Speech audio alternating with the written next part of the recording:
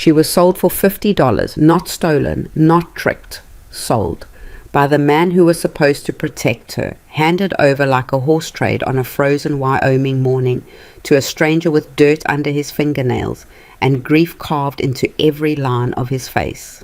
Mara Vale was 19 years old, and she had already learned that the world doesn't care much about what you deserve. But here's what nobody told her, and nobody told Cole Mercer either, is that the worst moments of your life sometimes drag you straight toward the only thing that could save you.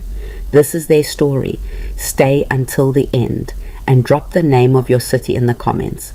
I want to see how far this one travels. Wyoming Territory, February 1878. The snow had been falling for 3 days without stopping. Not the soft, quiet kind that people in warmer places sometimes romanticize. The kind that settles on windowsills and makes the world look clean. This was Wyoming snow, mean and horizontal, driven sideways by a wind that came down off the mountains with something like intention, like the land itself was trying to push people out. The temperature had dropped so far below zero that the air had a smell to it, metallic and sharp, like breathing iron shavings. Mara Vale sat in the back of a freight wagon with 2 flour sacks, a broken crate of dry goods, and a canvas tarp that someone had thrown over her shoulders without ceremony or warmth. Her hands were folded in her lap. She was not crying. She had stopped crying somewhere around the 2nd hour of the ride, not because the situation had improved, but because crying required a kind of energy she had decided to stop wasting. The man driving the wagon was Harold Fitch, her guardian, technically, though that word had always felt like a bad joke. He was her late father's business partner, a man with small eyes and a large opinion of himself, who had taken custody of Mara and her inheritance when she was 14, and spent the next 5 years systematically reducing both. She wasn't sure exactly how much of the money was left. She suspected it was very little. She suspected, based on the conversation she had overheard 3 nights ago through a thin wall, that it might be none. Harold hadn't spoken to her since they left Clearwater that morning. He sat up front with his collar turned up and his hat pulled low, and he drove the wagon with the focused, slightly guilty energy of a man completing an errand he'd rather not think about too hard. Mara watched the back of his neck and tried to feel something clean. Rage, maybe, or the hard clarity of hatred, but mostly she just felt cold and tired and 19 years old in a way that felt much, much older. The wagon slowed. Through the gap between the tarp and the wagon's side rail, she could see they were approaching a ranch. The land came into view gradually. First a fence line, then a long flat stretch of snow-covered ground, then a cluster of buildings set against the grey sky. The main house was 2 stories, built from timber that had weathered to the color of old bone. There was a barn to the left, slightly larger than the house, and a series of smaller outbuildings that disappeared into the snow. Smoke was coming from the house's chimney. That was something at least. Harold pulled the wagon to a stop and climbed down without looking back at her. "Stay there," he said. She stayed. A man came out of the house before Harold had made it halfway across the yard. He moved like someone who had been watching from the window, not quite running, but not slow either, and he stopped about 6 feet from Harold with his thumbs hooked in his belt, and his expression somewhere between cautious and flat. He was taller than Harold by several inches, broad through the shoulders in the way that comes from actual work rather than self-regard. His hair was dark, starting to go grey at the temples, and he had a beard that looked less like a style choice and more like something that had simply happened. He wore no coat despite the cold. His eyes were a pale, washed-out blue that somehow managed to look both tired and alert at the same time. This was Cole Mercer. Mara watched from the wagon as the 2 men talked. She couldn't hear the words over the wind, but she could read enough of it. Harold's expansive, too casual gestures, Cole's stillness, the way Cole's gaze moved once, briefly toward the wagon, and then back to Harold with an expression that was difficult to interpret. Not pleased, not warm, but not the expression of a man who was about to send them both back to clear water either. After maybe 5 minutes, Harold turned and walked back to the wagon. He didn't quite meet her eyes when he stopped beside her. "It's arranged," he said. "You'll work the household, cook, clean, help with the children. He's a fair man. You'll be—" He paused, seeming to search for a word. "Provided for." Mara looked at him for a long moment. "How much?" she said. "What? How much did he pay you for me?" Harold's jaw tightened. "That's not what this is." "How much, Harold?" He looked away. His breath came out in a cloud. $50, he said quietly, plus the forgiveness of a debt I owed his brother. It's not, Mara. You have to understand that your father's estate, the losses were—" "Get back on the wagon," she said. "Mara, I heard you." She climbed down from the wagon herself without waiting for help and landed in the snow with both feet. The cold hit her through the soles of her boots immediately. The soles were thin, starting to separate at the toe, and she made a mental note to find rags to stuff them with before tomorrow morning. "I heard everything I need to. Get back on your wagon and go home, Harold. I hope your debt was worth it." She picked up her bag. One bag, a battered leather satchel that held everything she owned, and she turned and walked toward Cole Mercer without looking back. She heard Harold call her name once. She didn't stop. Cole watched her come. He didn't move toward her, and he didn't step aside. He just stood there in the snow with that flat, unreadable expression and waited while she covered the distance between them. And when she stopped in front of him, she had to tip her head up slightly to meet his eyes, which she did without flinching. "Mara Vale," she said. "I know," he said. "Cole Mercer, I know." She glanced at the house, then back at him. "I want to understand what the arrangement is, exactly." A beat of silence. Something shifted slightly in his expression. Not quite respect, but adjacent to it, like he had expected something different and was recalibrating. "You work the house," he said. "Cooking, cleaning, help with the children when they need it. I work the ranch. You get your own room, meals, and a wage at the end of each month." He paused. "The wage is small, but it's yours. No one else touches it." She heard the emphasis on those last 4 words. She wasn't sure if he meant it as a dig at Harold or as a promise about himself. Maybe both. "The children," she said. "How many and what ages?" 3. Ethan is 13. Clara is 8. Will is 4. Their mother, dead. The word came out flat and final, the way a door closes. 18 months ago, fever. Mara nodded once. "All right," she said. "I'd like to see the kitchen." The inside of the house was not what she expected, and also exactly what she expected, and the combination of both things was somehow worse than either on its own. The structure of the place was solid.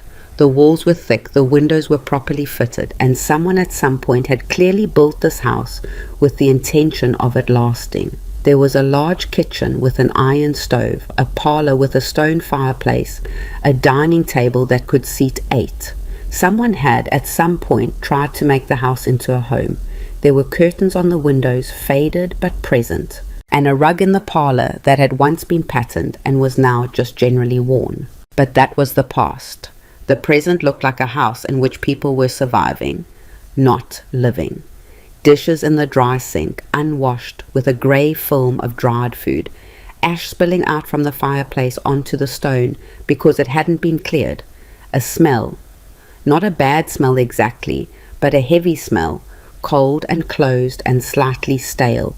The smell of windows that hadn't been opened, and fires that had burned down and been relit without anyone thinking to air the room. A child's coat on the floor beside the door, stepped around so many times that a faint path had formed on either side of it. The kind of disorder that doesn't come from laziness, that comes from grief that has gone on too long. Cole stood in the doorway of the kitchen and watched her look at it without saying anything.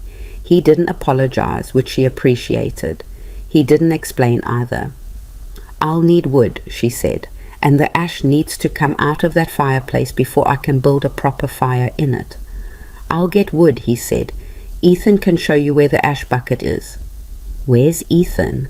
A pause. Cole turned his head slightly and called toward the stairs.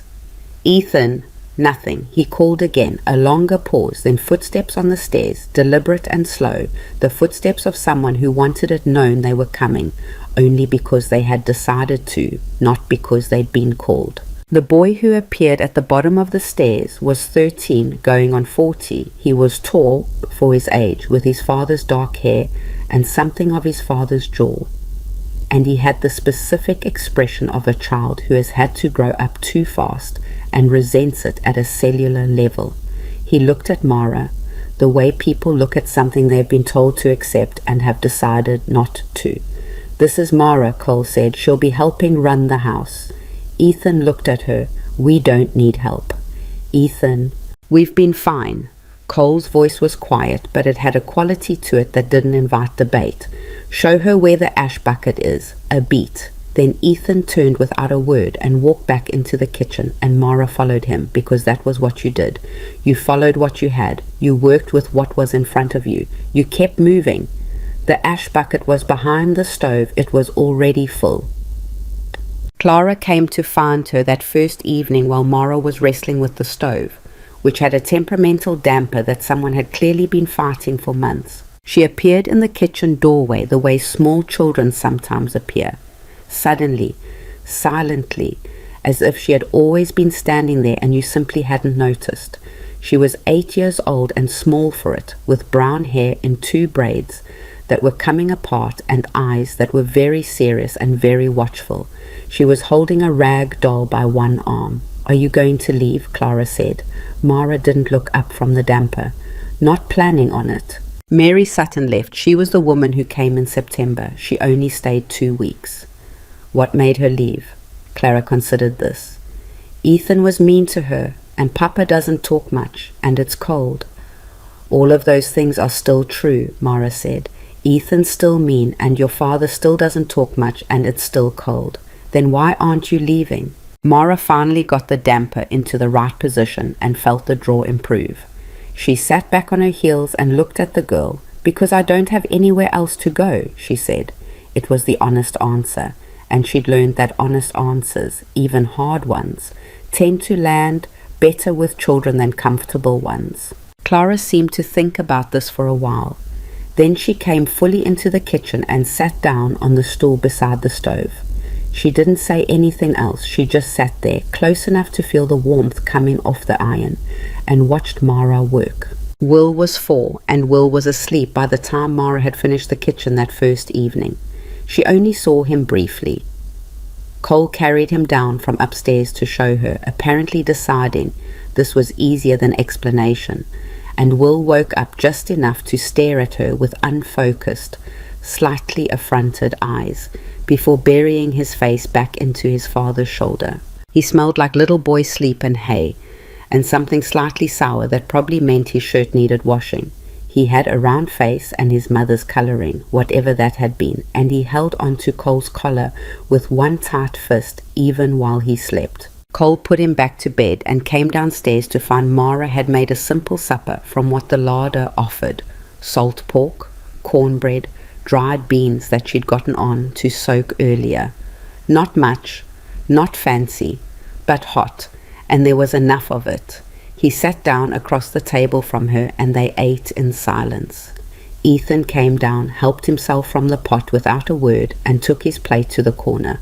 Clara ate properly at the table and asked Mara twice whether the beans needed more salt. After supper, Cole pushed back his chair and said, "The room at the top of the stairs, second door. There's a bed made up, blankets in the chest." "Thank you," she said. He nodded once and went out to check on the barn. Ethan cleared his own plate without being asked, which surprised her. He was at the door before he stopped, his back still to her. "The stove," he said. "You have to knock the damper twice in the morning or it won't draw right." Then he was gone before she could respond. Mara sat at the table in the quiet house, listening to the wind and the distant sound of the barn door, and thought, "All right, so this is where I am." She had expected the work to be hard. She had not expected it to be quite so unrelenting in such a specific way. Not the difficulty of any one task, but the sheer accumulation of all of them together, layered one on top of the next without gaps. before dawn to bank the fire and get the stove going, water from the pump, which required 3 tries in the cold to get moving, breakfast to make before Cole was back from the morning feeding, Will to dress when he woke up, and Will at 4 had very strong opinions about which socks were acceptable, Clara's braids, which came undone and needed redoing, Ethan's cold pointed silence to navigate around like furniture in a dark room, and then the actual work of the house, the cooking, the cleaning, the washing, the mending that had piled up for what looked like months, and the rancher's laundry, which Cole brought in without comment, and which included things that had been in a state suggesting they'd been worn through multiple Wyoming storms without anyone addressing the situation. She did not complain. She had decided, somewhere on that wagon ride out from Clearwater, that she was done with complaining as a strategy. It had never gotten her anything except an audience for her own suffering. Better to keep her head down and work, and see what the work got her. But there were moments. There was a moment at the end of the 3rd day when she was trying to scrub a pot that had gotten something burnt and solidified into the bottom. She'd been at it for 20 minutes and it was barely making progress, and the wind outside picked up suddenly, hard enough to rattle the window glass in its frame, and she thought about Harold's wagon and $50 and the way he hadn't quite met her eyes. She set the pot down on the counter very deliberately. She pressed both palms flat against the wood and stared at the wall for about 30 seconds. Then she picked up the pot and kept scrubbing. Cole came in from the cold later that same evening and found her at the table with a needle and one of Will's shirts repairing a tear in the seam. He poured himself coffee from the pot on the stove and sat down across from her, not talking, which had emerged as his primary mode. He had, she was learning, a particular quality of stillness that was different from Ethan's hostile silence. Cole's quiet was the silence of someone who had just run out of things to say and hadn't gotten around to finding new ones. "The south fence is down in 2 places," he said eventually. "I know. I saw it from the yard this morning. I'll get to it this week." "All right." A pause. "You're doing the shirts," he said, nodding at the mending. "They needed doing. That's—" He stopped, started again. "You don't need to do that. That's not— I didn't expect—" "Cole," she looked up from the shirt. "The shirt needed mending. I'm mending it. You can thank me by telling me what else in this house has been sitting in a pile, waiting for someone to deal with it." He blinked. Then, very briefly, something that might have been the ghost of something like amusement moved across his face and disappeared. "That's going to be a long list," he said. "I have time," she said. "Presumably." "Presumably," he agreed. She went back to the shirt. He drank his coffee. Outside, the wind was still going. Somewhere upstairs, Will was talking in his sleep, or possibly to his stuffed bear. It was sometimes hard to tell. "The damper," Mara said. "Ethan told me to knock it twice in the morning." "He would know," Cole said.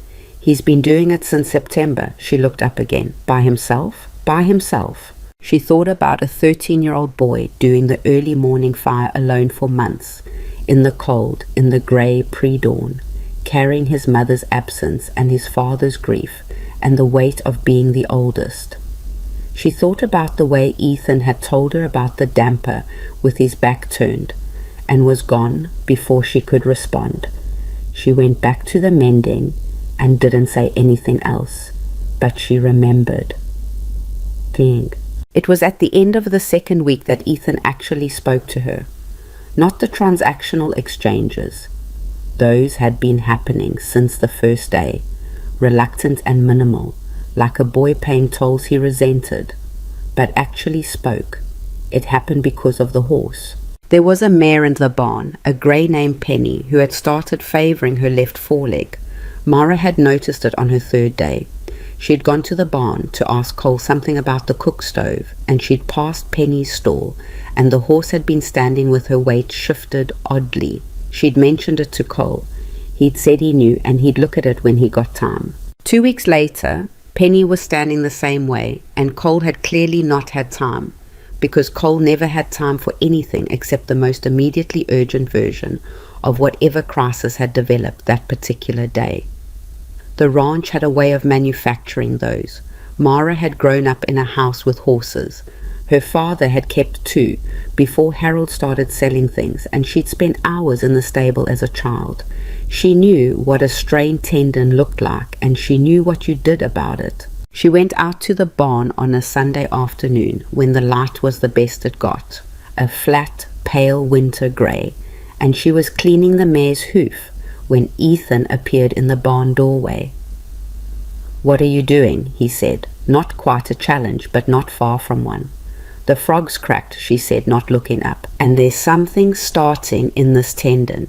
If we don't get a poultice on it, she's going to be lame by spring." A silence. Then his footsteps on the hay-covered floor, moving closer. He stopped beside her. "Pa knows about the leg," he said. "I know he knows. He doesn't have time. I can take care of it." "I know you can, but you don't have to." She looked up at him finally. He was right beside her, close enough that she could see the exact expression on his face, not hostile for once, just wary and young and trying hard not to look it.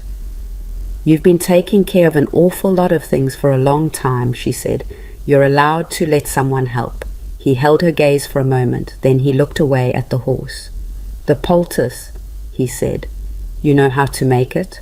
"I know one way. Might not be the same as what you'd use." "Show me." So she showed him. They worked alongside each other in the quiet barn for the better part of an hour, and Ethan didn't say much, but he paid attention the way someone pays attention when they're actually interested, asking one or two precise questions and listening carefully to the answers.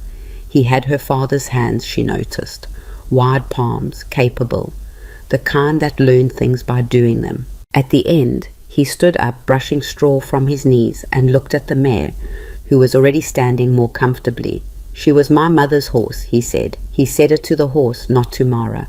"She picked her out herself before Will was born." Mara looked at Penny, then at the boy. "I didn't know that," she said. "She named her Penelope after a book, but we called her Penny."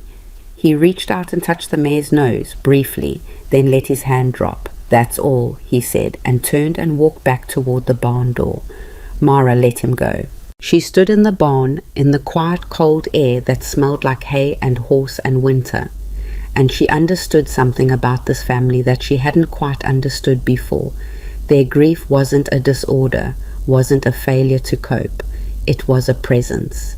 It lived here with them, in the house and the barn, and the cracked frog of a grey horse named after a book, and they had been trying to hold everything together around it without anyone to teach them how. She picked up the poultice jar and walked back to the house. The first month's end arrived without ceremony. Cole came in from the barn on a Saturday evening, set a small envelope on the table while she was making supper, and went to wash his hands. She didn't open it until he'd left the kitchen. Inside was a small folder bill and some coins. Less than she'd make in a city, certainly. More than nothing, which was what she'd had before. She put it in the pocket of her dress and kept stirring the soup. He came back into the kitchen to get a cup of water, and she said, without turning around, "Thank you." "It's what we agreed," he said. "I know, still." He filled his cup, set it down. There was a pause, one of his particular pauses, the kind that wasn't uncomfortable exactly, but had weight to it. "You've done more than we agreed," he said finally. His voice had a quality of effort to it, like the words had to be moved from somewhere further back. "The house, all of it, it's different." She did turn around then. He was standing by the sink with his cup, looking at a point somewhere between her and the stove, and he looked tired in the way he always looked tired, but there was something else in it tonight, something she didn't quite have a name for. "It's not a favor," she said carefully. "I live here too, the house being a certain way. That's as much for me as for anyone else." He nodded slowly. "That's fair," he said. "I just want you to know I'm not keeping score," she said. "I'm not going to present you with a list of everything I've done and wait for the accounting." He looked at her then, directly. I didn't think." "I know," she said. "I know you weren't. She stopped, tried again. "I want this to work, is all. For everyone. For the children." A long pause. The fire in the stove crackled. Outside, something banged, probably the loose board on the south side of the porch that she'd meant to ask about. "Me too," Cole Mercer said. Then Will came downstairs demanding to know if supper was ready, and the moment dissolved, and Mara went back to the soup. But that night, lying in her room at the top of the stairs, with the cold pressing in through the window frame and the wind doing its patient work across the prairie, she thought about the way he'd said it. "Me too." Not "I hope so," not "I'm trying." Just those two flat words that meant more than the longer version would have. She pulled the blanket tighter and stared at the ceiling. The $50 felt very far away. She was still cold. She was still tired. She was still in a house full of grief and a boy who resented her and a man who spoke in two-word sentences and a prairie that was trying to kill everyone. But there was something else now, threaded through all of it, small and uncertain, and not to be trusted too much. But there. She was still deciding what to call it when she fell asleep. Outside, the snow had stopped. For tonight, at least, it had stopped. The snow that stopped on Mara's first month end didn't stay stopped for long. By the first week of March, it was back, meaner than before. The kind that came in sideways and found every gap in the house's armor. The crack under the kitchen door, the loose board she'd been meaning to mention, the window in Will's room that had never quite seated right in its frame. Cole spent 3 days reinforcing what he could, and came in each evening looking like a man who had been arguing with the weather and losing. The children adapted the way children do, with a flexibility that adults spend years trying to recover. Will dragged his blanket down to the kitchen because it was warmest near the stove, and after the second morning of finding him there, Mara stopped trying to send him back upstairs and just made sure he was far enough from the iron not to burn himself. Clara took to following Mara around with the focused attention of someone studying for an exam she hadn't known was coming. She watched how Mara portioned the flour, how she checked the beans for bad ones before soaking, how she wrapped the leftover bread so it didn't dry out. She didn't always ask questions. Sometimes she just watched. Ethan continued to be Ethan, which meant he was civil, now in a way that required effort and showed it, like a door that had been forced open and hadn't yet decided whether to stay that way. He did his work without being told. He fed the horses before anyone else was awake. He helped Cole with the fence repairs between storms without complaint, and came in afterward with his hands cracked from the cold, and ate whatever she'd put on the table without comment. She counted that as progress. The trouble started on a Tuesday in mid-March, the way trouble often starts.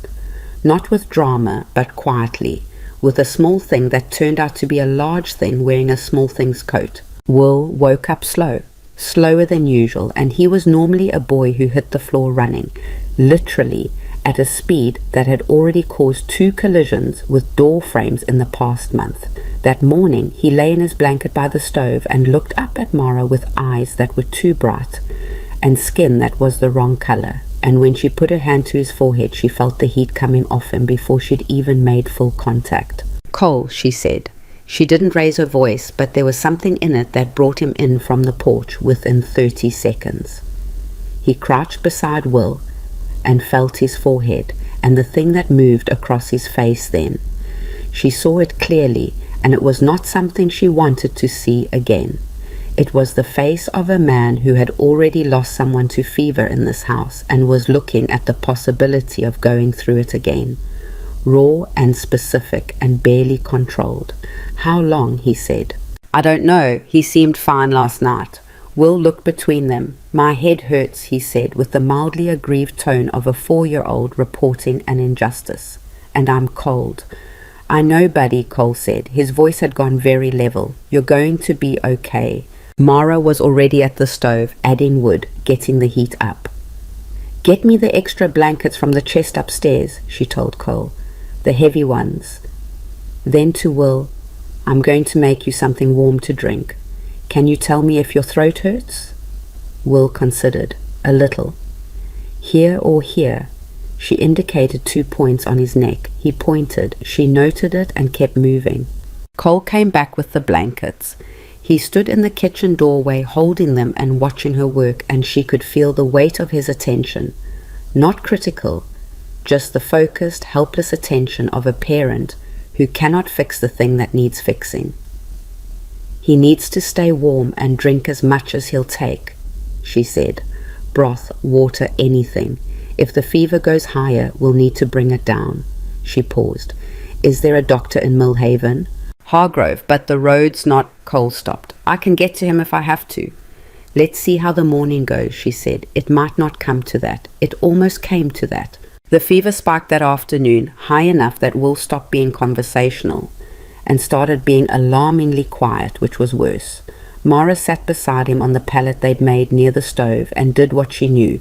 Cool cloths on the forehead and the back of the neck, broth pressed on him in small amounts, watching the color of him and the steadiness of his breathing with the kind of attention that has nowhere to put itself except the task directly in front of it. Cole checked on them every hour.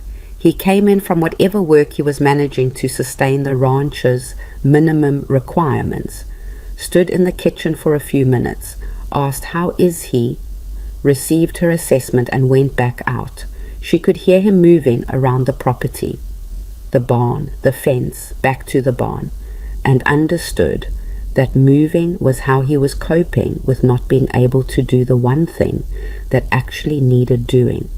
Ethan was the one who surprised her.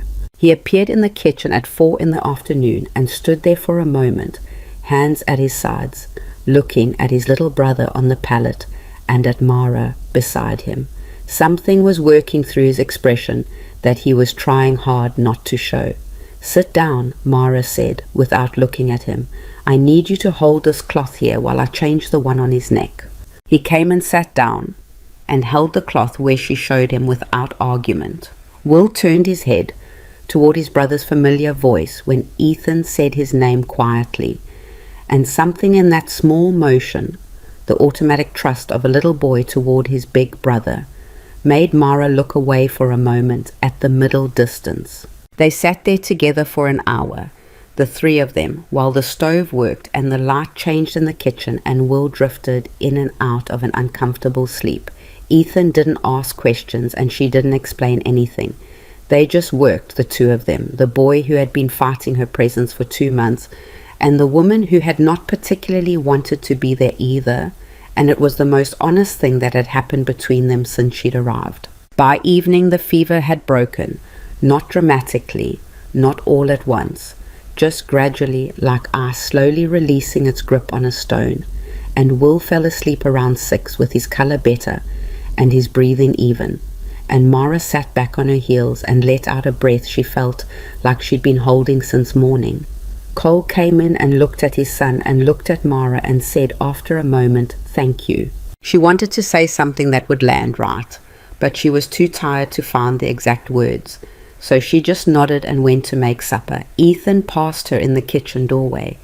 He stopped briefly and said, quietly, not looking at her, "You didn't leave." She stopped too. "I said I wasn't planning on it." A pause. He nodded once and went upstairs. She stood in the kitchen alone for a moment. Then she started on the supper. That was, she understood later, the turn with Ethan. Not a reconciliation in any dramatic sense, not an apology, not a moment where everything was made clean and simple. Just a boy who had been watching and had made his assessment, and the assessment had come back in her favor. He was still 13, still prickly, still more likely to help with something than to say anything about it.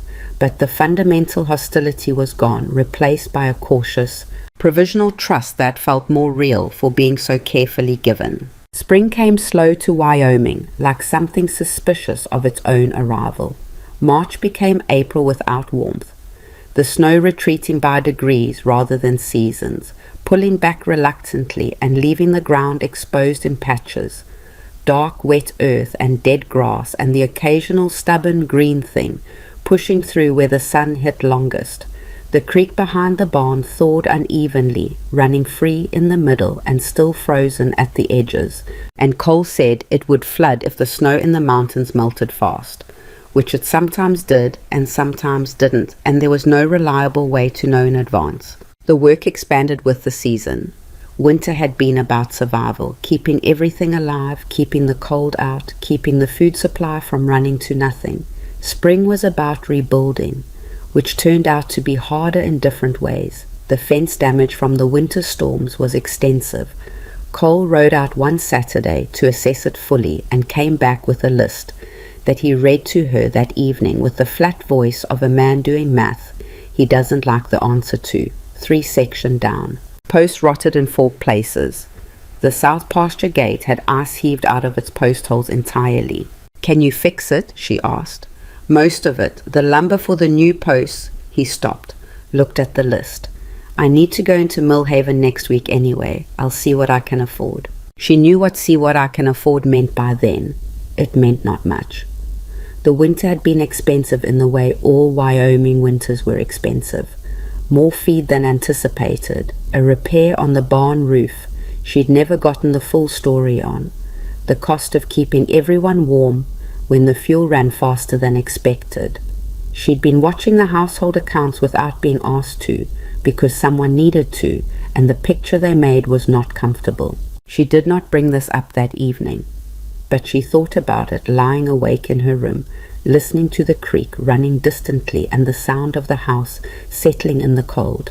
What she hadn't expected, what she genuinely had not seen coming, which she'd later think of as a failure of self-awareness, was what was happening with Cole. She'd been careful. She'd been deliberately, consciously careful about the ground between them because she understood the situation, and she understood herself well enough to know that careful was necessary. He was her employer, technically. She was dependent on the position for everything she had. The power imbalance was plain, and she was not in the business of ignoring plain things. But she lived in the same house as the man. She ate at the same table. She heard him up before her some mornings, moving around the kitchen, trying not to make noise, and she heard him come in, exhausted at day's end, and the specific sound he made when he sat down. A long exhale, almost but not quite a sigh. The sound of someone setting down a very heavy thing for a few hours. She watched him with his children, the way he was with Will, patient and physical, letting the boy climb on him, and the way he was with Clara, who he talked to differently, with a kind of seriousness that most men didn't bother with for 8-year-old girls. And she watched him with Ethan, which was complicated because they were too similar, and had both inherited the same stubbornness that made them talk around things instead of at them. She noticed him was the problem. She noticed him in the particular, specific way you notice a person when your guard is partially down and you're living in close quarters, and it's been a long, cold winter, and the person is. She made herself complete the thought. Not bad. Not a good man in the way some men are, the showy announcing way, but not bad in the quieter, more useful way. He noticed her too. She knew this the way you know things you haven't been told, from the slight change in his attention when she came into a room, from the way he'd started leaving his coffee cup on the counter in the morning, instead of putting it away, because she'd refill it when she came down, and he'd started counting on that. Small things. The kind you could argue yourself out of if you needed to. She mostly needed to. But one evening in late April, she was sitting at the kitchen table with the household ledger. She'd asked to take it over, and he'd handed it to her with the visible relief of a man giving up something he'd been bad at managing. And Cole came in from the barn and stopped in the doorway. "You're still up," he said. It was past 9. The numbers don't fix themselves in the daytime either. He came in and poured himself water and stood at the counter, and she could feel him looking at what she was working on. "Is it bad?" he said. "It's not great." She looked up. "We need to talk about it, not tonight, but soon." He nodded. He looked at the ledger for another moment, then at her, and there was something in his expression then that she didn't know quite what to do with. Something that hadn't been there in February. "Mara," he said, and then stopped. She waited. He looked at his water cup. I want you to know that this arrangement, what it is. He stopped again. He was bad at this, she already knew. He could talk about fences and weather and livestock with complete competence. But this kind of talking, the kind where you were actually saying something about yourself, he had to find the words the long way around. I know what Harold told you it was, what he made it sound like, and it wasn't right, the way it happened. I want you to know I know that. The kitchen was very quiet. The fire in the stove had burned down to coals. Outside, the creek ran. I know, she said. I would have... He pushed a hand through his hair, which left it slightly worse than before. If I'd known how it was presented to you, I wouldn't have. It wasn't how I'd have chosen. How would you have chosen? She asked it honestly, not as a challenge. He looked at her for a moment. I'd have come to you myself, he said. Asked you properly, told you what I needed and what I could offer, and let you decide for yourself. She held that for a beat. That's what I'd have wanted, she said. I know, he said. I'm sorry it wasn't that.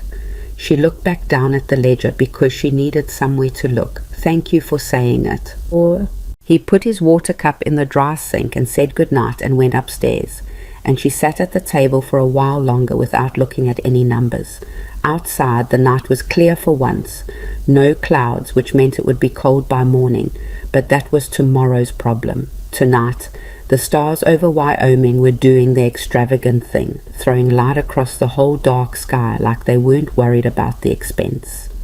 She closed the ledger. The man who had walked in that February morning, with cold eyes and no particular hope in his posture.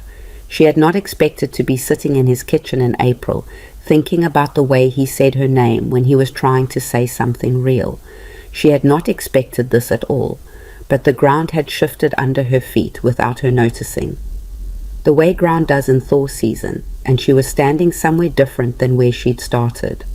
She wasn't sure yet if it was solid enough to hold. She went upstairs. She passed Will's room and heard his steady breathing, past Clara's door, shut tight.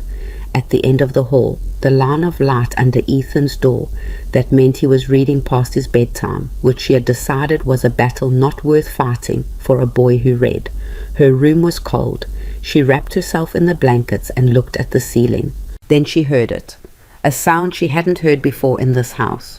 From the end of the hall, very quiet, barely carrying, but real, Cole Mercer laughing at something. Not a big laugh.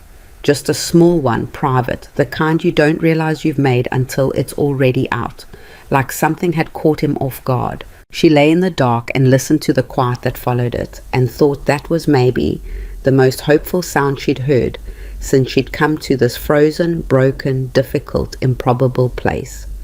It wasn't much, but it was something.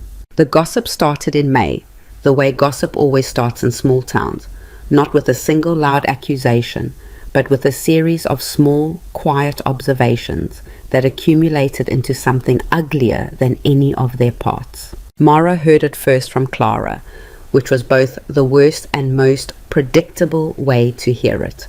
Clara came home from school on a Thursday afternoon with her braids coming apart and her jaw set in the particular way she had when she was trying not to cry about something she thought she was too old to cry about. Bess Whitmore said you're not proper, Clara announced, dropping her coat on the hook with more force than necessary. She said her mother said it's not decent, a young unmarried woman living under a man's roof. Mara was rolling biscuit dough and she kept rolling it. What did you say back? I said, Bess Whitmore's mother had a nose like a turnip. Clara, well, she does. Mara set the rolling pin down and turned around. Clara was standing in the kitchen with her arms crossed, looking fierce and unhappy in equal measure, and Mara thought, 8 years old and already having to defend her household to other people's children. That was an unfair thing to put on an 8-year-old. Come here, she said. Clara came. Mara crouched down to her level. You don't need to fight for me, you understand? What Bess Whitmore's mother thinks about this house is not your problem to solve. But it's not fair. No, Mara agreed. It's not fair. And it's also not something you can fix by saying things about people's noses, even accurate things. Clara almost smiled, almost. What do we do then? We go on, Mara said simply. We go on and we don't give it more weight than it deserves. She stood back up and went back to the dough, and Clara sat at the table and watched her, and neither of them said anything else about it. But the shape of the problem had been named now, and it sat in the kitchen with them for the rest of the evening. She told Cole that night. She didn't want to. There was a version of her that wanted to manage it quietly, absorb it, not add it to the long list of things he was already carrying, but she'd learn it enough about how silence worked in this house to know that was the wrong approach. The Mercer house had been built on things not said, and it had not served any of them well. He was at the table going over his own accounts when she sat down across from him. She told him what Clara had told her, and she watched his face go through a series of expressions that he was working to keep controlled. Hargrove's wife, he said when she'd finished. She starts everything. It doesn't matter who started it. No, he said, it doesn't. He set down his pencil. He looked at the table for a moment, then at her. I'm sorry, this isn't. You shouldn't have to deal with this. Cole, she kept her voice steady. I'm not telling you so you can apologize. I'm telling you because you should know, and because it's going to get worse before it gets better, and we should decide together how to handle it. He looked at her for a long moment. Something was moving through his expression that she recognized by now. The process he went through when he was making himself say something he'd rather not. I've thought about... He stopped. Started differently. There's a way to stop it. Quickly and completely. She waited. He met her eyes. If you were willing, say it plainly, Cole. Marry me, he said. And then, immediately as if the words had opened a door he hadn't planned to walk through yet. I know it's not how anyone would want to be asked. And I know what you'd be getting, which isn't... It's not easy what you'd be taking on. The ranch, the debt, 3 children who are... He exhaled. It's not a small thing I'm asking. The kitchen was very quiet. The fire was low and the shadows were long, and outside a nightbird was doing something persistent in the dark. Is that the only reason? She asked. The gossip? A pause. He picked up the pencil and set it back down. No, he said. It's not the only reason. Tell me the other reasons. He looked like a man trying to locate something he'd put down a long time ago and wasn't sure he could still find. You held Will through the night when his fever was at its worst. You sat in that barn with Ethan and taught him to care for his mother's horse and didn't make him feel strange about it. You stay up past everyone and you're the first one awake, and you do it without, you don't hold it over anyone. You never have. He stopped. His voice had gotten rougher, the way it did when he was close to something real. And I have wanted to say something for months, and I've been afraid to, because I have not had good luck with keeping the people He broke off. She understood what he hadn't finished. She understood it so completely that it sat in her chest like a stone. Cole, she said, I'll need you to understand something too. I came here with nothing. I have nothing that isn't connected to this house and this family. If I say yes and it goes wrong, I have no ground to retreat to. I know that. So this can't be about gossip, not only. If you're asking me because people in Millhaven are talking, that's not enough. That won't hold when things get hard. Things are already hard, he said quietly. Harder than this, she said, and they will be. He held her gaze. I know, he said. I know they will be. She looked at him, at the tired lines of his face, at the hands that worked this land every day, at the way he was looking at her now, with something unguarded that she recognized as costing him something to show. She was not a romantic. She had not arrived on this ranch with any illusions about the shape her life would take, but she had been paying attention for months, and the man she'd been watching was not the man she'd expected to find in Harold's transaction. Ask me again, she said, not because of the gossip. He was quiet for a moment, then, Mara, I would like you to stay. Not as the woman who works my house, as someone who belongs here, who this is all for, same as the children. He stopped. I would like to build something with you if you'd let me. She let that sit for a moment. All right, she said, The word came out quieter than she'd intended and less complicated, just that. All right. They sat at the table for a while longer without saying much else, and it wasn't uncomfortable. It was, if anything, the most settled she'd felt in a room since she could remember. Victor Hale arrived the following week without warning, which was itself a statement. Mara had seen him before in passing on the 2 occasions she'd gone into Millhaven with Cole. He was the kind of man who occupied more space than his actual dimensions required.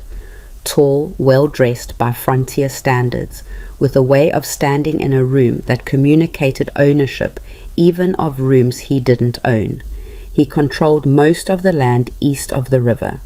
He had been, according to Cole, trying to acquire the Mercer Ranch property specifically for 3 years. He rode in on a Tuesday morning with one man behind him and tied up at the post with the ease of someone who had already decided how the visit would go.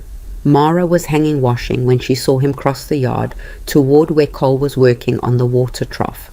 She didn't go inside.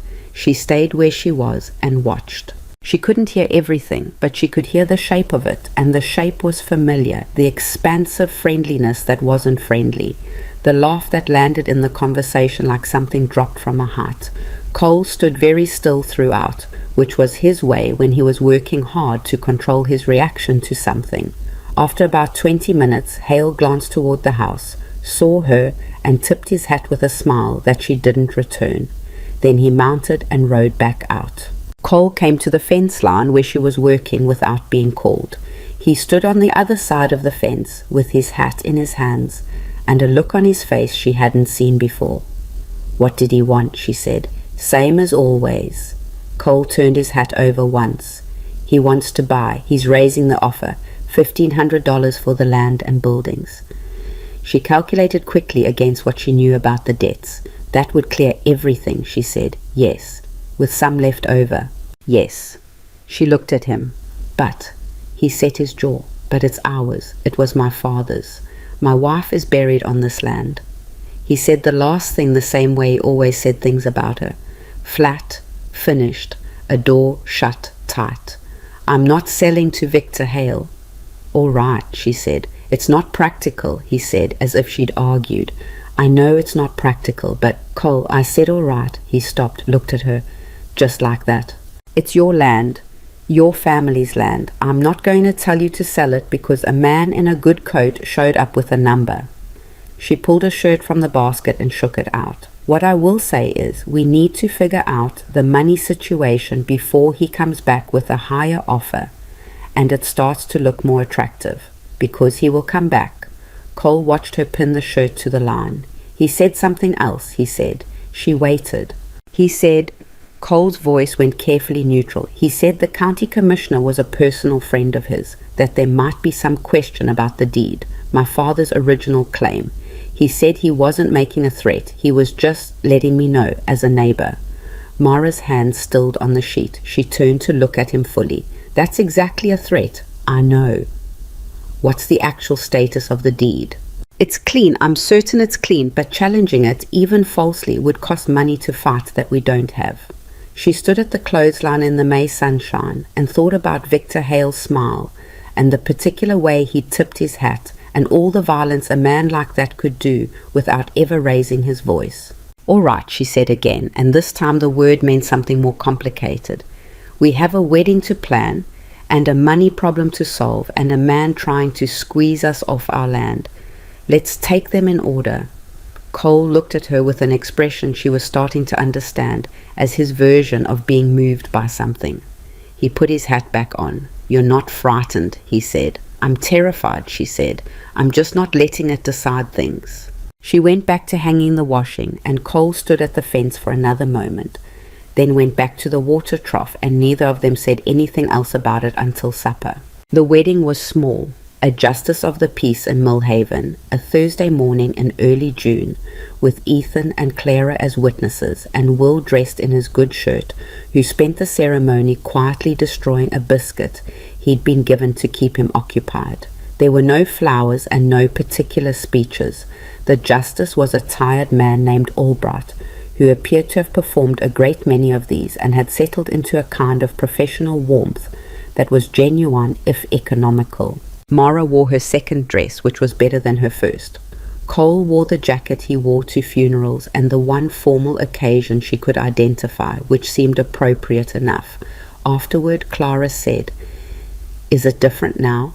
with the direct, evaluative tone she used for things she was genuinely trying to understand. "I live here the same as before," Mara said, "but your family now, properly." "I was before too," Mara said. "Mostly." Clara thought about this. "Ethan cried a little," she said, "when Albright said the words. He went outside so nobody would see, but I saw." "Don't tell him you saw." "I know," Clara said, with some offense at the implication that she wouldn't know that. That evening, Cole and Mara sat on the porch steps in the long June light, which was the best light Wyoming produced, low and golden and reluctant to leave. Will was asleep. Clara was inside reading. From somewhere in the barn came the sound of Ethan doing the evening feeding, which he had taken back fully from Mara once spring came, and it was no longer a question of survival, but simply a task that was his. "Are you all right?" Cole said after a while. "Yes," she said, and then, because they had made an agreement without saying it out loud, to be honest with each other, "Ask me again in a month." He made a sound that was almost, not quite, a laugh. "Fair enough." She looked at the land in front of them, the fence line, the near pasture, the grey line of the mountains beyond, the sky that went on in that specific Wyoming way that made you feel both very small and very present in the world. "Victor Hale is going to move on the deed," she said, "probably. We need to get ahead of it. I want to write to the land registry office myself, get copies of everything. If he's going to challenge something, I want to know exactly what ground we're standing on before he makes his play." Cole looked at her. "You know how to do that." "I know how to read documents and I know how to write letters," she said, "which turns out to be more useful out here than I expected." "More useful than most things I have," he said, and she understood he didn't mean it as a complaint about himself, just as a fact, stated plainly. "That's not true," she said. "Mara, you built this," she said. "You kept it going through a winter that nearly broke it, and a grief that would have broken most people. Don't," she stopped herself, "don't diminish that just because you can't write a letter to a land registry office." He was quiet for a moment. Then, "You're going to argue with me regularly, aren't you?" "Probably," she said. "All right," he said. The light was going slowly, the mountains turning from gold to purple to the dark blue that preceded night. Somewhere the creek was running. The land was quiet in the way land is quiet in the evening. Not silent, but settled, everything attending to its own business. She was not happy in any simple way. The situation was too complicated, and the threats too real, and the ground too uncertain for simple happiness. But she was present, and she was not alone, and she was doing something that mattered, which was more, she thought, than she had believed available to her on the morning Harold Fitch's wagon had stopped at that fence line and she had climbed down into the cold. Cole reached over and put his hand over hers on the step briefly and then took it back. He was not a man who made large gestures, but it was there and it was real, and she felt it even after his hand was gone. They sat on the porch until the dark came all the way in. Then they went inside and Mara checked that the stove was banked right for morning, and Cole locked the front door. And somewhere upstairs Ethan's light was still on, burning past his bedtime in the way she'd decided not to fight. The house settled around them. Outside, on the land that Victor Hale wanted, the creek ran in the dark and the grass grew, and the fence Cole had fixed held its line against the night. For now it held. The letters to the land registry office went out the first week of July, and while they waited for the response, the summer did what Wyoming summers do. It came in fast and bright and merciless, turning the ground hard and the air thin and dry, so that everything cracked slightly at the edges, the soil, the wood, the skin on your hands if you didn't mind it. Mara had started taking in sewing work from 2 women in Millhaven. She hadn't announced it or made a point of it. She'd simply mentioned to the dressmaker on their last supply run that she was competent with a needle and had time in the evenings, and the dressmaker, a practical woman named Mrs. Lund, who had more work than she could handle and no patience for social calculation, had sent the first bundle out with the next person heading the Mercer direction. It wasn't much money, but it was money that didn't come out of the ranch accounts, and in their current situation, that distinction mattered. Cole found out when he came in late one evening, and she was at the table with a half-finished dress and a lamp burning low. He stopped in the kitchen doorway and looked at what she was doing for a long moment. "How long has this been happening?" he said. 6 weeks. "You didn't tell me. I'm telling you now." He came in and sat down, not across from her but at the end of the table, closer. He looked at the dress, the pins, the careful stitching. "Mara, you're already running this entire house." "The evenings are mine," she said, without looking up from the seam. "I can use them how I like." "That's not what I meant." "I know what you meant." She tied off a thread and cut it. "Cole, we are short. You know it and I know it. The fence repairs took more than we had budgeted. The summer feed is going to run high if this drought keeps up. And Hale's challenge to the deed is going to cost something to respond to, even if we win it handily. So I'm doing what I can do." She finally looked up. "I'm not complaining. I'm solving." He held her gaze. He had the expression he got when he wanted to argue something but recognized he had no good argument. "I don't like you working yourself to nothing." "Then fix the money problem faster," she said, not unkindly, "and I'll put the needle down." A pause. Then unexpectedly the corner of his mouth moved. That's not how I meant it either." "I know," she said. "Go to bed, Cole. I'll be up in an hour." He went. She kept sewing. The storm that changed everything arrived on a Saturday night in late August with almost no warning. The sky had been wrong all day, that particular yellow-green color that old ranchers in the territory read like text. But the storms had been threatening and backing off all summer, and Cole had checked the horses, checked the barn, and said at supper that it would probably blow past like the others. It did not blow past. It hit around 10 at night while the children were asleep and Cole was doing a last check of the barn. Mara heard it come. The sound that starts as wind and becomes something categorically different within about 30 seconds, a roar that is both everywhere and nowhere specific. She got up from the bed and was pulling on her boots when she heard the barn. The sound it made was not one she had a previous reference for, a crack first, deep and structural, and then a sustained grinding collapse that lasted several seconds too long. She was out the door and into the dark before the sound had fully stopped. The rain was diagonal and warm, and she was soaked through in the time it took her to cross the yard.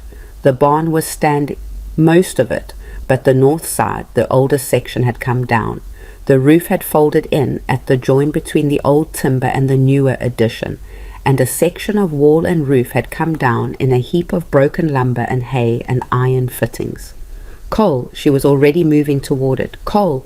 Nothing for a moment. The rain, the wind, the settling creak of stressed timber. Then from inside the heap, "Here." She went toward his voice. The debris field was difficult in the dark. She cut her hand on something, caught her foot, kept moving. "Where are you? I can't." His voice was strained in a way that told her immediately he wasn't just trapped. He was hurt. "The beam. There's a beam across I can't move my left side." She found him by voice and by the pale shape of his shirt in the dark, and what she found made her stomach drop. He was on his side in the hay, with a section of roof beam across his lower back and hip, pinning him to the ground. The beam was not enormous. She could see that much, but it was old oak and it was real, and it had come down across him with enough force to matter. "Don't move," she said, which was both unnecessary and something she needed to say. "I wasn't planning on it." She got her hands under the beam. She knew before she tried that she couldn't lift it alone. Not this much weight, not in the right direction. She needed leverage or she needed help. "Ethan!" She yelled it toward the house, over the rain. Then again, louder. She heard the kitchen door, then footsteps. Ethan appeared in the barn opening in his boots and his nightshirt, and took the scene in with the frightening speed of a boy who had been learning to assess emergencies for 2 years. He didn't ask questions. He was beside her in 4 strides. There, she said, the far end of the beam. We need to move it left, not lift straight up. The angle is wrong for straight up. He nodded and got his hands on it. On 3. Don't force it. Controlled. 1, 2. They moved the beam on 3, and Cole made a sound she never wanted to hear him make again. And then the beam was clear, and Cole was lying in the hay, breathing in the careful, specific way of someone taking inventory of their own damage. You're back, she said, crouching beside him. Can you feel your legs? Yes. He shifted slightly, tested, hissed. I can feel them, unfortunately. Don't be funny right now. It's not my back, he said, or not the spine. I think it's the hip and some ribs. I heard something go when it landed. Ethan was crouched on his other side, pale under his tan, jaw set tight. Pa, can you... I'm all right, Cole said, which was not true, but was what he was going to say. I need to get up. You need to not get up, Mara said. Ethan, go back inside and bring every blanket you can carry, and the lamp from the kitchen. She looked at the state of the barn. The horses were frightened but alive in the standing section. The damage was structural but not total. None of that mattered right now. Cole, I need you to listen to me. I'm listening. You have broken ribs and possibly a cracked hip, and you are going to stay on this ground until we can assess what we're dealing with. Do you understand me? A pause in which she could see him wanting to argue and processing that he did not have an argument. Yes, he said. Good. They got him inside eventually. Mara and Ethan, with Cole able to put some weight on the right side but not the left, the three of them moving slowly across the flooded yard, while the storm did its last work overhead and then began, finally, to exhaust itself. Will had woken up and was standing at the top of the stairs with his blanket and his bear, looking down with enormous eyes. Is Papa dead? He asked. No, Mara said, with a firmness that left no room for the question. Papa is hurt and we're taking care of him. Go back to bed. I don't want to go back to bed. Will. Ethan's voice from behind her, quiet and steadier than she expected. Go to Clara's room. You can sleep in there tonight. Go on. Will went. She got Cole to the downstairs bedroom, the one he'd been in before the wedding, which was easier to manage than the stairs. And she got a lamp lit, and she looked at what she was dealing with. The hip was bruised massively, already dark across the left side. The ribs were worse. 2, she thought, maybe 3, from the way he breathed around them. I need to get Hargrove, she said, in the morning. Cole, in the morning, he said again. The road will be flooded tonight. It'd be dangerous for whoever you sent. He met her eyes. I know what broken ribs feel like. It's not good, but it's not a death sentence. Morning. She stood beside the bed and looked at him. At the damage, at the man underneath the damage, at the particular stubbornness that was both one of his worst and one of his most reliable qualities. Fine, she said. Morning, but you do not move from this bed without telling me. Understood. I mean it. I know you mean it, he said. That's why I said understood. She pulled the chair to beside the bed and she sat in it. He looked at her. You're not going to sleep. Probably not. Mara, you can't... Cole. She said his name with a patience that had iron in the middle of it. I sat up with your son when his fever was at its worst. I can sit up with you. Stop arguing and rest. He looked at her for a long moment. Something moved through his expression. Complicated, unguarded, the kind of thing his face did when he had run out of guards and hadn't replaced them yet. All right, he said. It came out different from how he usually said it. Quieter, more like the word meant something.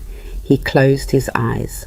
She sat in the chair. Outside, the storm was truly dying now, the rain going from raw to rattle to drip, and the night began reassembling its ordinary quiet. Hargrove came in the morning, confirmed what she'd assessed.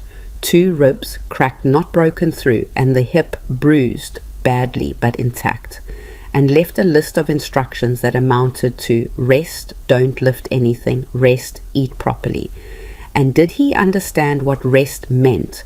Because most men don't. Cole said he understood. Hargrove looked at Mara, and they shared the expression of people who know a man is going to do as he pleases the moment the doctor's horse is out of the yard, which he would have, except that Mara didn't give him the opportunity. This was the period she would later look back on as the hardest. Not the winter arrival, not Will's fever, not Hale's threat, but these 6 weeks in late summer when she ran the Mercer Ranch by herself in everything but name, while Cole healed by degrees in the downstairs bedroom and hated every minute of his own helplessness with a quiet, grinding fury that occasionally came out sideways. He was not a good patient. This was not a surprise. He asked about the horses every morning before she'd had time to check on them, and again in the evening before she'd had a chance to report. He tried to get up on the 4th day and made it to the kitchen doorway before she appeared from the other direction and gave him a look that sent him back without a word being spoken. He was short-tempered in the specific way of people who are frightened and won't say so. Not mean, but clipped. Liable to answer in 2 words where 5 were needed. The fence on the east side, he said one evening from the bedroom when she was trying to pass with a pile of mending. The storm might have taken the gatepost. I haven't had anyone check. Ethan checked it yesterday, she said. Post is fine. One of the lower rails needs replacing. He's doing it tomorrow with the spare timber in the barn. A pause. The spare timber's in the back of the loft. I know. I showed him where it was. He's 14. That timber is heavy. I'll be there, she said. We'll manage it between us. He was quiet for a moment. You shouldn't have to... Cole, she stopped in the doorway and looked at him directly, because this had been happening for a week and it needed addressing. Stop telling me what I shouldn't have to do. I'm doing it. It's getting done. The ranch is standing, the children are fed, Penny's leg is holding up, and the east fence is being fixed tomorrow. What I need from you is to heal, not to manage from that bed. He held her gaze. He looked if she was being accurate, like a man who was struggling with something much larger than he was showing. Not just the physical limitation, but something older. The particular awfulness of needing people, of not being the one holding everything together. I'm not good at this, he said. I know you're not, she said. Get better at it. You don't have a choice right now. She went back to the mending. He was quiet for the rest of the evening, but she heard him, after she'd gone to bed, in the darkness. Not words, just the sound of him moving carefully in the room below, testing the edges of his own recovery with the caution of a man learning to trust something he'd broken. And she lay in the bed and listened until the sound stopped, and then she slept. The response from the Land Registry Office arrived in the 2nd week of September, 3 weeks after Mara had begun to wonder if it would come at all. It came in an envelope with the territorial seal, and she opened it at the kitchen table alone, because Cole was in the barn for the first time, moving slowly and with supervision from Ethan, and she didn't want to interrupt that with paperwork. What the letter contained was exactly what she'd hoped for, and more than she'd expected. A full certified copy of the original Mercer land claim, correctly filed and registered, with no encumbrances, no competing claims, and, this was the important part, a note from the registry clerk indicating that an inquiry had been made about this parcel earlier in the year by a party the clerk declined to name, and that the inquiry had been formally declined as it presented no valid basis for review. Someone had already tried. Hale, almost certainly, and had already been turned away. She sat at the table and read the letter twice. Then she folded it and put it in the box with the household documents, where she had also placed, in the past 2 months, copies of every financial record and agreement she could lay hands on, organized and annotated in her clear handwriting. When Cole came in from the barn that afternoon, moving better than he had in weeks, she poured 2 cups of coffee and set the letter on the table. He read it standing up. Then he read it again. Then he set it down and looked at her. You knew to ask for this, see, he said. I didn't know, but I thought it was worth asking. The inquiry he made was already denied before we even knew to look. She wrapped her hands around her coffee cup. He can try again. But we have the certified copy now, and we have documentation that his previous inquiry failed. any challenge from here forward is going to be uphill, and he knows it. Cole set the letter down carefully, like a thing that might be used again. He looked out the window at the yard, the repaired fence line, the barn with its temporary north wall braced until they could afford to rebuild it properly, the pasture beyond turning to September gold. "He's not done," Cole said. "No," she agreed. "He's not done. But we have time now, and we have the ground under us. Those matter." He turned back from the window and looked at her across the table, and she recognized the expression, the one she'd seen in parts before, never quite all at once. Gratitude, and something that went beyond gratitude, something that didn't have a clean one-word name. "Mara," he said. "Don't," she said gently. "I haven't said anything." "You're about to say something that makes me feel like I did you a favor," she said. "I didn't. I live here. This is mine too now. What I did for us, not for you." He was quiet for a moment. Then he pulled out the chair and sat down, slowly. The ribs still made themselves known if he moved wrong, and he wrapped his own hands around his coffee cup and looked at the table. "You know," he said after a while, "when Harold Fitch drove up to my fence line in February—" "You don't need to. I want to say it." He looked up. "I didn't know what to expect. I knew I needed help with the house and the children, and I knew I couldn't afford what that help ought to cost. And I made an arrangement I wasn't entirely comfortable with, because I was desperate, and I told myself it was practical." He stopped. "I thought it would be someone who'd manage the cooking and stay 6 months and leave, like the others." She watched him. "I did not expect you," he said, simply. No poetry in it, which was why it landed the way it did. She took a slow breath. "Well," she said, "I didn't expect you either." Outside, from the direction of the barn, they could hear Ethan talking to the horses in the low, even voice he used with them. His mother's voice, Mara had come to think, the one he'd learned somewhere before all this. Clara was calling something to Will in the yard, and Will was responding with his customary volume, which was all of it. The afternoon light came through the kitchen window at the angle it had been coming through all summer, and the coffee was hot, and the letter with the territorial seal sat folded on the table between them like a small, quiet victory. Not everything was fixed. The barn wall still needed rebuilding, and Cole's ribs still pulled when he breathed wrong, and Victor Hale still owned the land east of the river, and would not have gotten more reasonable with age. The money was better but not good, and the winter was coming back around.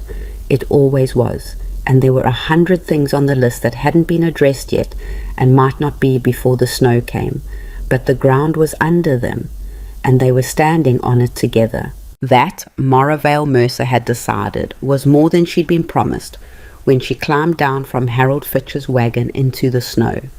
It was more than she'd believed possible on that first February morning, standing in front of a house that smelled like grief and stale ash.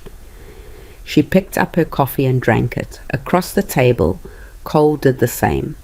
The afternoon went on around them, ordinary and imperfect and entirely theirs. Victor Hale came back in October. He didn't come alone this time. He brought a man named Prescott, who carried a leather satchel and introduced himself as a land surveyor, and he brought the particular confidence of someone who had spent the intervening months finding a new angle. He rode up to the Mercer fence line on a Tuesday morning and stood at the gate and called out for Cole in the way men like him call out, like the answer is already decided, like the waiting is just courtesy. Cole was in the barn. Mara was the one who came to the porch. "Mrs. Mercer," Hale said, with the smile that never touched his eyes. "Is your husband available?" "He's working," she said. "What do you need?" Something flickered in Hale's expression. Not quite irritation, but the precursor to it, the slight recalibration of a man who had expected a different kind of door. "This is a matter of some legal complexity," he said. "I'd prefer to discuss it with Cole directly." "Then you can discuss it with Cole directly when he's not working," she said. "Or you can tell me what it is and I'll make sure he has the full picture before we respond." She paused. "Either way, the answer will be the same, but one way is faster." Haley looked at her for a moment. Then he reached into his coat and produced a folded document and held it up. My surveyor has identified a discrepancy in the original boundary markers for the south parcel.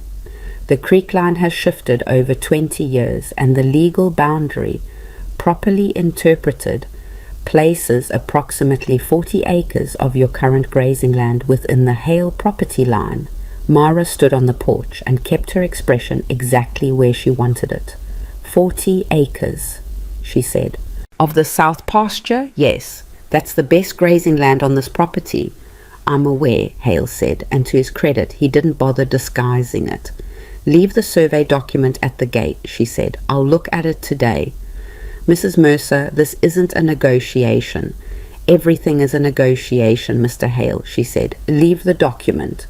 She went back inside before he could respond. Cole was at the kitchen table when she came in, having come through the barn's back door when he'd heard voices. He had his arms crossed and the particular set to his jaw that meant he'd heard enough to be angry and was waiting for the rest. 40 acres, she said. I heard. South pasture. I heard that too. He pushed back from the table. I'm going out there, Cole. She said it quietly, but he stopped. Sit down, please. A beat, he sat. She put the survey document on the table between them and smoothed it flat. It was professionally done. She'd give Hale that. The surveyor's credentials were printed at the top, the measurements were precise, and the argument about the creek shift was not entirely without logic. A creek does shift over 20 years. The original boundary markers, if they were key to the creek's 1857 position, might genuinely read differently now. It was the kind of argument that wasn't meant to win in court. It was meant to cost money to fight. Filing fees, counter-surveys, legal representation in the territorial capital. The kind of money the Mercer Ranch didn't have. He's not wrong about the creek, Cole said after a while. He sounded like it cost him something to say it. He's not wrong about the creek, she agreed, but being right about one fact doesn't make his conclusion correct. She put her finger on a line of the document. Look at the date on the original claim, 1857. Now look at the territory's land ordinance of 1861. She went to the box, the document box she'd been building all year, and found the page she wanted. The 1861 ordinance specifies that boundary disputes involving waterway shift are adjudicated based on the mean position of the waterway over a 20-year period, not its current position, which means he needs to prove the creek's average position over 20 years, not just its current position. Cole looked at the ordinance, then at her. How do you know this? I've been reading, she said, since spring. When he first started making noises about the deed, I started reading everything I could find about territorial land law. She pulled out her chair and sat down. It's not exciting reading, but it turns out to be useful. He looked at the document spread across the table, her notes in the margins, the cross-references she'd marked, the careful architecture of a case she'd been building without telling him because she hadn't wanted to worry him while he was healing. Mara, he said, her name again in that particular way. When did you sleep? Enough, she said, which was not an answer, and they both knew it. He looked at her for a long moment. What do we do? We respond in writing, she said. I draft a letter to Hale's surveyor citing the 1861 ordinance and requesting documentation of his 20-year mean calculation. He doesn't have one, because you can't produce one that supports his claim. The creek's average position over 20 years hasn't moved enough to affect the boundary by anything close to 40 acres. She paused. And then I write a separate letter to the Territorial Land Commissioner. Not a complaint. Just a notice of the dispute and a formal statement of our counterposition with the ordinance cited. So there's a record. And if he pushes further, then we have a record of him pushing, and we have the law on our side, and he has to decide if the cost of continuing is worth 40 acres of someone else's grazing land. She folded her hands on the table. Men like Hale rely on the other side not knowing their rights. They rely on exhaustion and fear, and the assumption that nobody is going to go to the trouble of actually reading the ordinance. She looked at Cole directly. We went to the trouble. Cole was quiet for a moment. Outside, the October wind was doing its preliminary work. Not the full winter wind yet, but the advance notice of it, pushing at the windows and rattling the porch board that never got fixed. He came all the way out here with a surveyor, Cole said. He's serious. He's always been serious, she said. He just assumed we weren't. Something settled in Cole's expression then. The anger was still there, but it had reorganized itself into something more purposeful, less reactive. He looked at the documents, then at her. Write the letters, he said, both of them. She wrote them that afternoon while Cole went back to work, and the children came home from school, and the house moved around her with its ordinary noise. Clara sat at the other end of the table doing her schoolwork, and occasionally asking questions about words she didn't know. And Mara answered without breaking her own concentration, and at some point Will climbed into the chair beside her and pressed his head against her arm and fell asleep there, which was inconvenient and which she worked around without disturbing him. The letters went out the next morning. Hale's response, or rather his surveyor's response, arrived 2 weeks later and was noticeably shorter than the original document. It cited a different section of the ordinance, one that Mara read 3 times before identifying the misquotation. Deliberate or careless, she couldn't be certain. Either way, she noted it in her response and flagged it in the letter to the commissioner. And then, in early November, Hale himself appeared one last time. Not at the fence line this time, at the door. Mara answered it. Cole was in the barn with Ethan, and she'd heard the horse coming up the road and decided she preferred to be the first thing Hale saw. He stood on the porch without his surveyor and without the performance of friendliness. Just himself, in his good coat, with the expression of a man doing a final accounting. "Mrs. Mercer," he said. "Mr. Hale." "I'd like to resolve this," he said, without further correspondence. "I'm listening." He looked past her into the house for a moment, old habit looking for the man, and then looked back at her with something she hadn't seen from him before, a small, genuine recalibration. "The 40-acre claim," he said. "I'm prepared to withdraw it." She waited. "In exchange," he said, "for right-of-way access across your north corner, 20 feet wide, for a road I intend to build to my eastern property." She thought about this. The north corner was the least productive part of their land. Rocky, barely grazable, awkward to reach. A 20-foot right-of-way across, it cost them essentially nothing in practical terms. "Perpetual or term," she said. He blinked. "What?" "The right-of-way. Perpetual access or for a fixed term." A pause.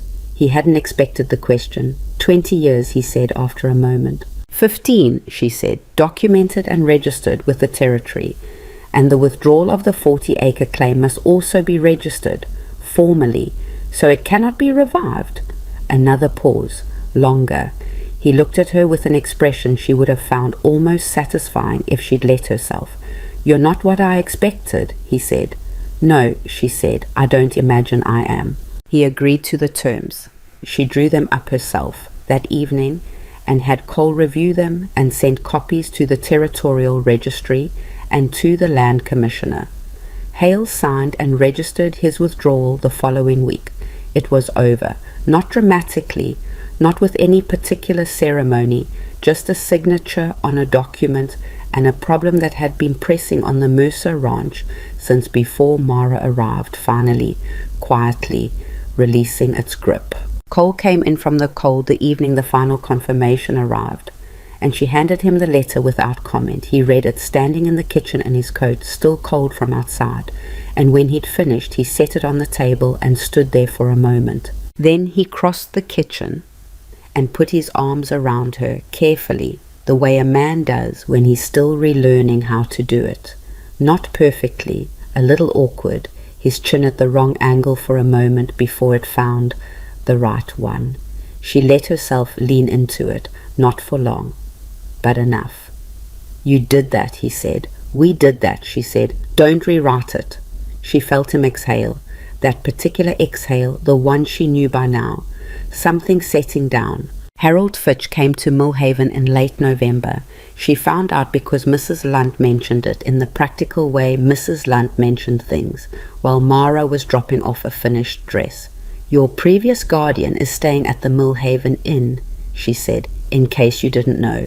In case it mattered." It mattered. She went alone. She told Cole where she was going, and he looked at her with a question he didn't ask, and she said, "This is mine to do," and he said, "I know," and that was the entirety of the conversation. She found Harold in the inn's front room, which doubled as a dining room, eating a late breakfast with the slightly diminished look of a man whose fortunes had continued in the direction they'd been going. He was thinner than she remembered. The good coat was the same, but it had been turned at the cuffs. She noticed that and understood what it meant. He saw her when she was halfway across the room and went through a sequence of expressions very quickly. Surprise, guilt, the preliminary arrangement of something more comfortable to land on. He rose from his chair, which she supposed was something. "Mara," he said, "I heard I was going to." "Sit down, Harold," she said. She pulled out the chair across from him and sat in it, and after a moment he sat too. She looked at him across the table and took stock of what she felt, which was the important thing. The thing she'd been uncertain about on the ride in. She had expected anger. She had carried anger at Harold Fitch for most of a year, a banked and functional anger that had been useful in its way, had kept her moving when moving was difficult. But sitting across from him in the pale November light, looking at his turned cuffs and his slightly diminished face, she found the anger wasn't the largest thing present. What was largest was something more like clarity. "I'm not here to make a scene," she said.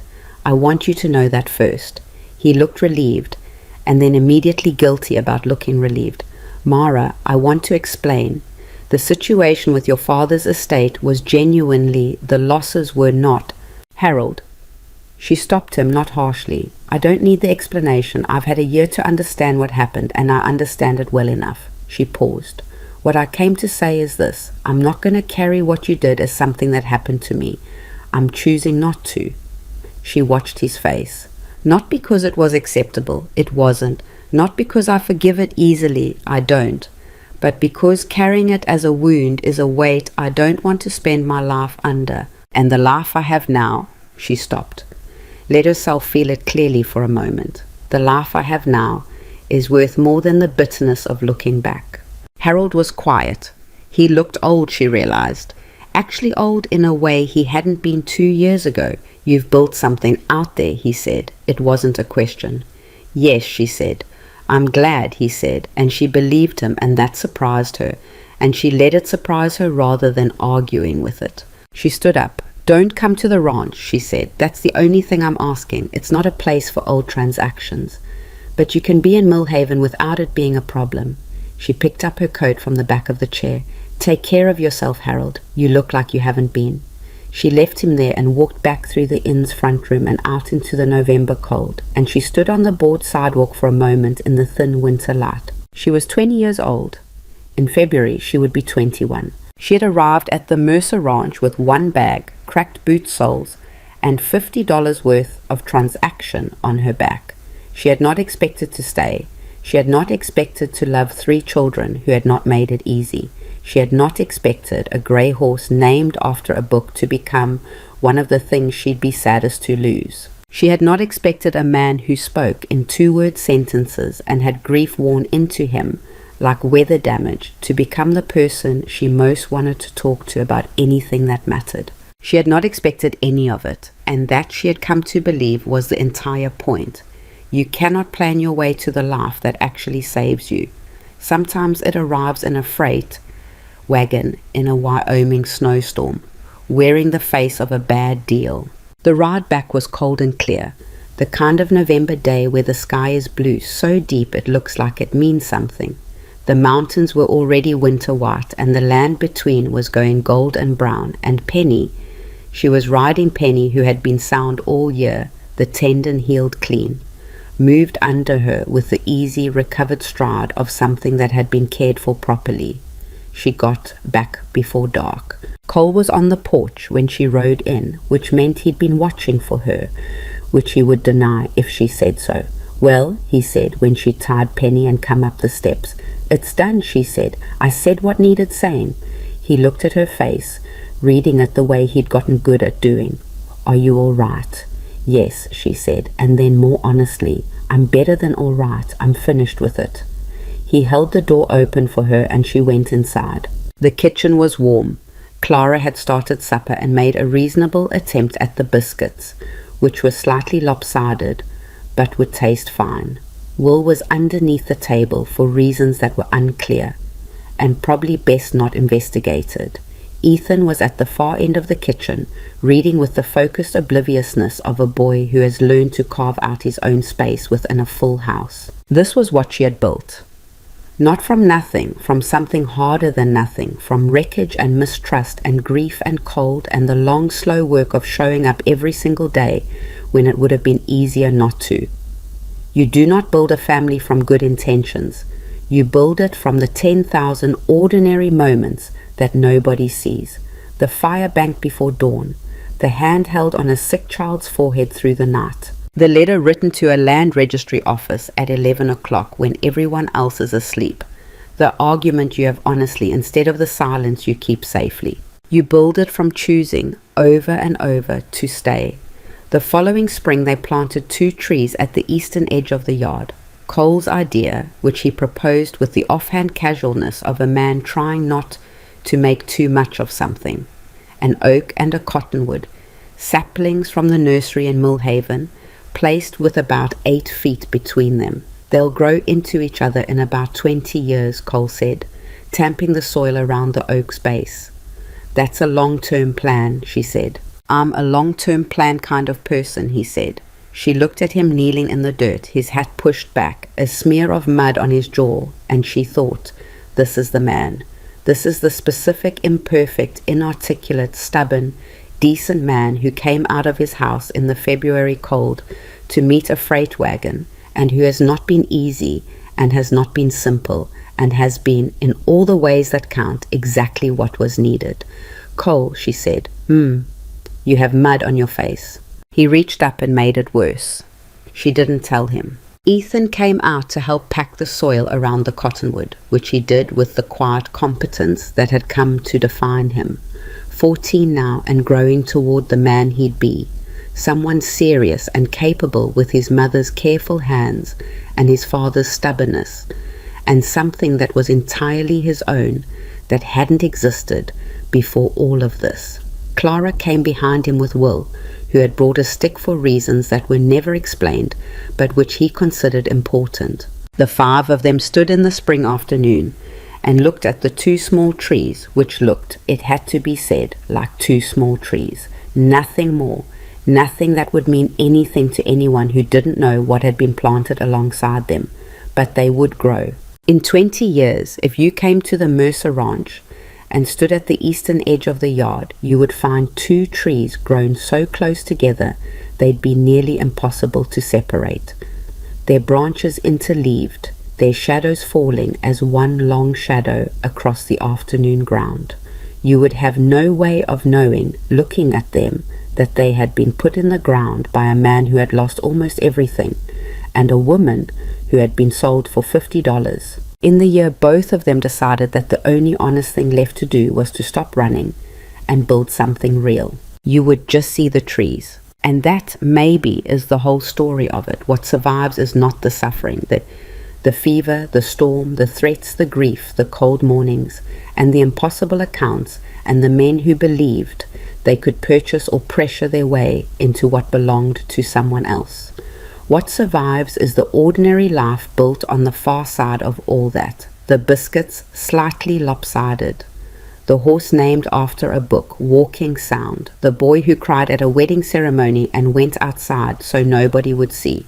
The woman who was told at 19 that her value was $50 and who spent the next year proving, not to anyone else but to herself, that the people who put a price on you are almost always wrong about the number. She had not saved Cole Mercer. He was not a man who needed saving in that simple way.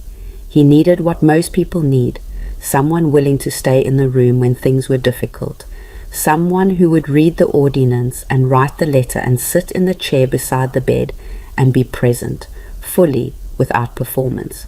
He had given her the same thing back, not perfectly, not without difficulty, but steadily, which mattered more. And the children, Will, who was 5 now and had developed strong opinions about which stories were told correctly, Clara, who was going to be formidable in whatever she decided to do and would not need anyone's permission to do it, Ethan, who had learned in the barn one winter afternoon that you could let someone help you without losing the thing that was yours. The children were theirs, both of them, fully.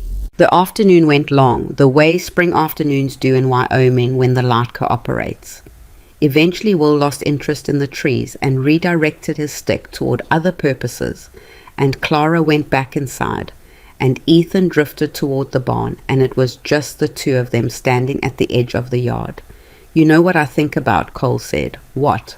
That morning, when Harold's wagon came up to the fence, he was looking at the trees. "I didn't know what to expect. I almost didn't come out." "But you did." "Yeah." A pause. "I did." She looked at the 2 small trees in the spring dirt, the oak and the cottonwood, planted 8 feet apart and growing toward each other with the patience of things that don't know they're being watched. "Good thing," she said. He made the sound that was almost a laugh. "Yeah," he said, "good thing." The land spread out around them, theirs in every sense that mattered. Not because a document said so, though the document did say so, but because they had worked it and fought for it and stayed on it through everything that tried to move them off. The mountain stood where they always stood. The creek ran behind the barn. The fence Cole had rebuilt held its line across the near pasture, and on the far side of it, Penny grazed in the long afternoon light, unhurried, going about her own business. Some things, if you tend them right, heal. Some things, if you fight for them honestly, hold. And some people, handed to each other by accident and desperation, and a $50 transaction in the snow, turn out to be exactly what the other one needed. Not because it was fated, not because it was easy, because they chose it. Every single ordinary day, they chose it.